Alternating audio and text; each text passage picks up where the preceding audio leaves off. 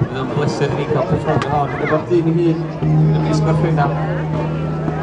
Mae'n uchel yn madu, a hefyd yn gallu canu hi'n iawn. Dwi'n mynd i drio heddiw.